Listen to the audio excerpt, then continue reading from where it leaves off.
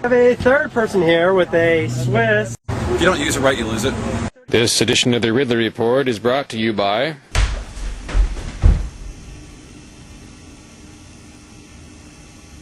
Sex. Oh no.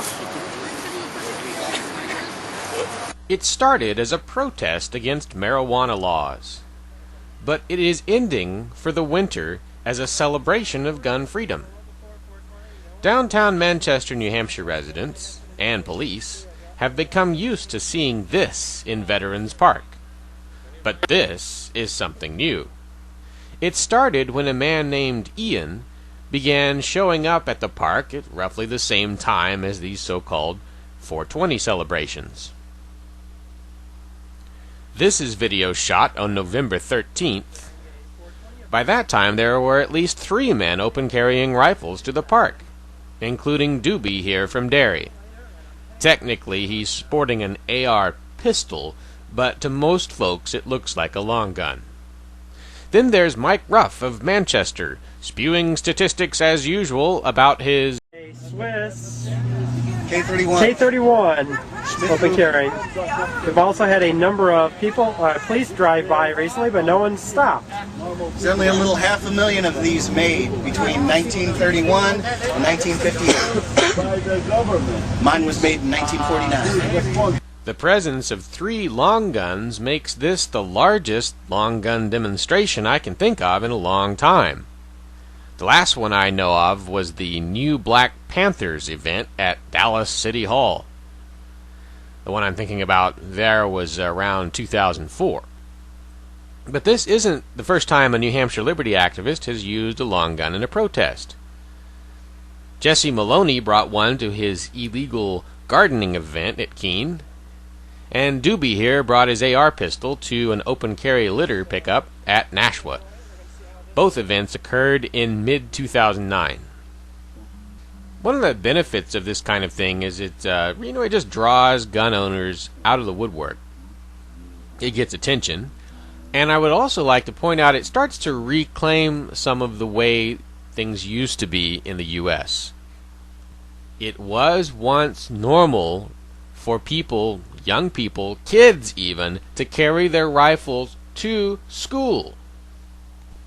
There's even an Audie Murphy movie, I think from the 50s, which starts with him walking to school with his rifle. And of course, it's just the most innocent thing, the most innocent moment. I guess he shoots a squirrel on the way or something like that.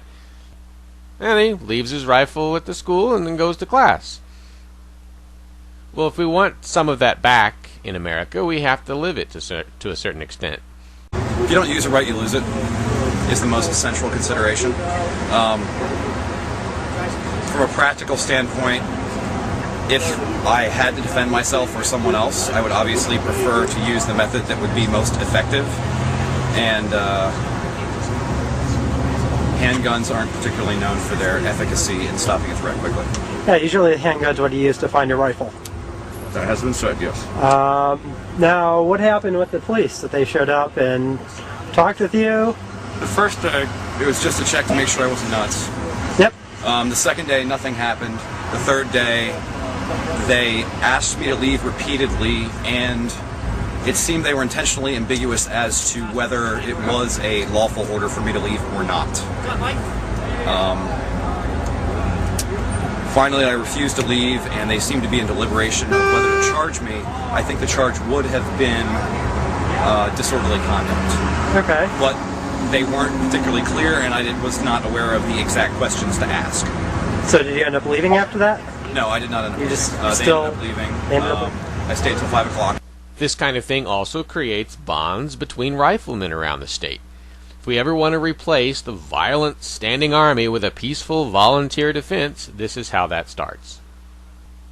I do have one objection to this demonstration, however. The videographer Doobie seems to be aiming the camera at himself while driving. I'm not sure that's a great idea. I have generally sworn off of even aiming the camera forward while driving.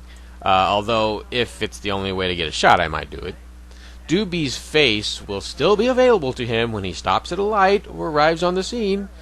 we should try to behave even more responsibly than the average person if we are to expand our recognized freedoms. Anyway, the 420 celebrations came to their scheduled end without incident around a day after this video was shot. They're expected to resume as the weather gets warmer, say around 420 next year.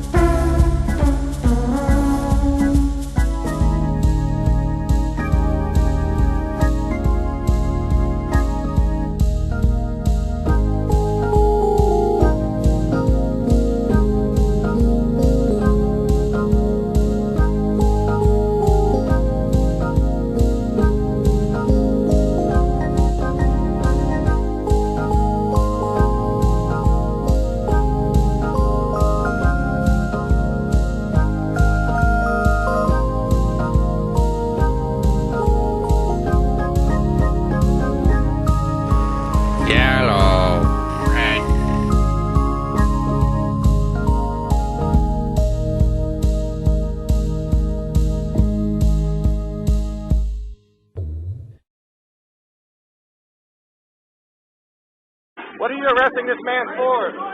You've seen the dramatic Liberty arrests in Keene, New Hampshire. Now see 111 reasons why you should move there and reinforce these gutsy activists. Keene's advantages are compelling, and the list of reasons to move has just been updated. For details, visit freekeene.com.